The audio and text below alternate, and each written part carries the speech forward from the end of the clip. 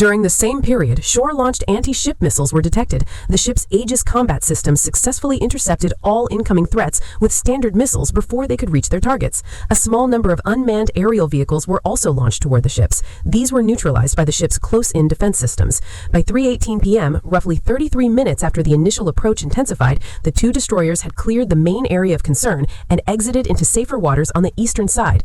In addition to the naval engagement, supporting U.S. operations reportedly struck 9 Iranian coastal military installations that were involved in coordinating the closure and attacks. These sites were neutralized to reduce further threats to shipping.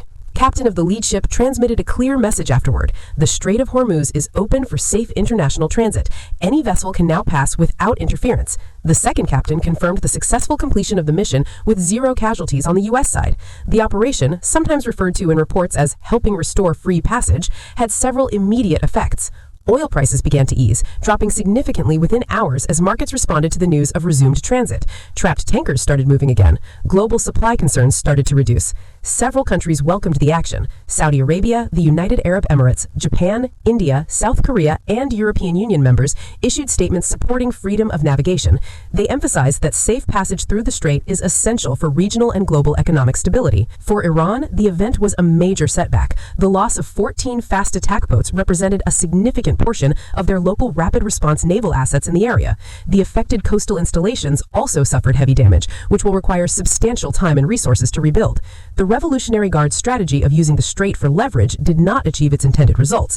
Instead, it highlighted the challenges of attempting to restrict international shipping in this critical choke point. President Trump addressed the situation that evening, stating that the United States remains committed to ensuring freedom of the seas. He noted that 240 American service members helped reopen a vital route that the world depends on. Today, the Strait of Hormuz continues to see tanker traffic, though tensions in the region remain. The events of that day served as a clear demonstration of naval capabilities and the importance of keeping key waterways open for global trade.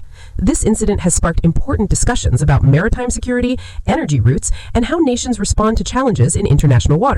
What are your thoughts on this? Let us know in the comments and tell us which city and country you're watching from today. We love seeing the reach of our community. Thank you for watching. Stay informed and we'll bring you more balanced analysis on important global developments. Please like, subscribe, and turn on notifications so you don't miss future updates. Welcome to our channel, your trusted source for clear military and geopolitical analysis. I'm your host, and it's great to have you here. If you find this helpful, please subscribe and join our community for more in-depth updates. Today, we look at a significant event in the Persian Gulf. On March 2nd, 2026, Iran announced the closure of the Strait of Hormuz. This narrow waterway, just 21 miles wide at its narrowest point, carries about 20% of the world's daily oil supply. The decision came after earlier military strikes on Iranian targets. The closure had immediate global impact. Oil prices rose sharply, reaching near $90 per barrel. Hundreds of tankers were affected, and supply chains faced serious disruption. Many nations expressed concern over energy security and economic stability. In response, 2 U.S. Navy Arleigh Burke-class destroyers, USS Chaffee and USS Gidley, received orders to proceed through the strait and help restore safe passage. Each ship carried approximately 120 personnel, including Marines and sailors, for a total of around 240. The captains prepared their crews carefully. They explained the mission clearly: maintain freedom of navigation in international waters, respond professionally if threatened, and complete the transit safely.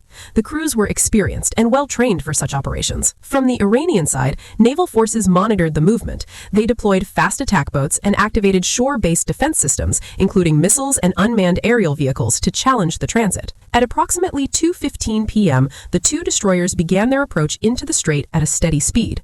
Radar systems were active, and all stations were manned according to standard procedures.